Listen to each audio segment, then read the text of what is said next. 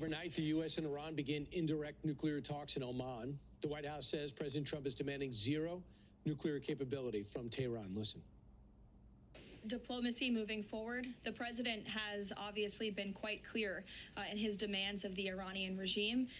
Zero nuclear capability is something he's been very explicit about, and he wants to see if a deal can be struck.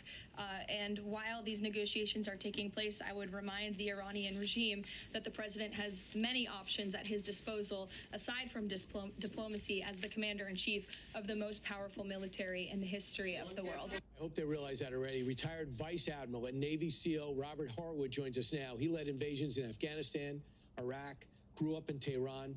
He is now a member of JINSA's Iran Policy Project, and we welcome him now. Admiral, great to see you. Your thoughts about what the objective you would have going into these talks, knowing Iran can't be trusted, they weren't fulfilling the other deal we signed off on that brought us to this point to begin with. Well, I think it's clear this administration, as previous administration, would not tolerate Iran to be a nuclear-armed state. That started with Obama, carried through Biden, carried through the first administration of Trump, and now. So that's very clear. That's going to be unacceptable. And again, that can be, if they try to rebuild and reconstitute, they can strike again. So I think that's the top of the list. But I think more importantly, where we are now, and the president has made this clear previously, they have to reduce, if not eradicate, their strategic missiles, the threat they pose to all the allies in the region, and then finally stops funding surrogates, stop exporting the revolution to Lebanon, to Gaza, to Yemen. So those all three conditions are essential, and you can't address one without the other. If you want enduring stability and peace, you got to address all of those issues. And Admiral, the thing is, there's conflicting reports on whether they're going to talk about anything but the nuclear program. Remember, they changed venues, went from trilateral, multilateral, to just, we want to deal with the U.S. directly. Here's a statement from coming out of Iran going into this.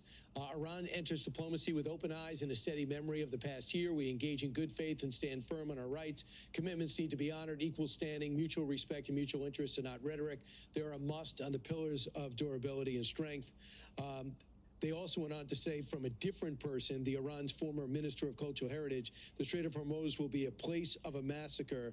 Warned that if we do attack, they're gonna block that. Well, look, Iran has been very good on rhetoric. They're always talking.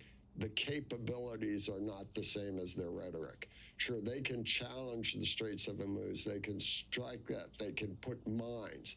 But we have the capability to counter that. And so I think they're pretty weak at this point. I think that's what everyone needs to keep in mind. Iran is at the weakest position they've ever been. They've been neutered in terms of the abilities. I agree with you. So what would you do with this? So what targets would you hit? What would help the situation to give the Iranian people a shot at a degree of a say in their government?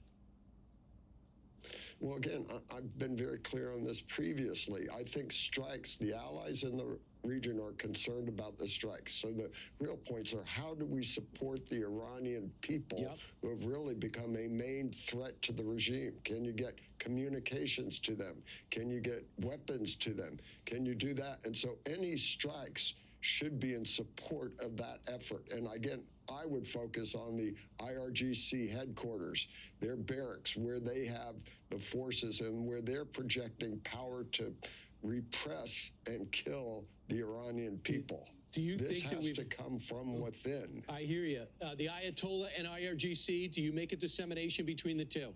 Can you get rid of the Ayatollah and tell the IRGC you'll have the keys for a while while keeping an eye on you?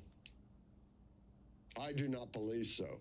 I believe the IRGC is a core element of the regime's power and has to be dealt with. In fact, the mullahs you can get at any time. The IRGC with hundreds of thousands is the bigger threat.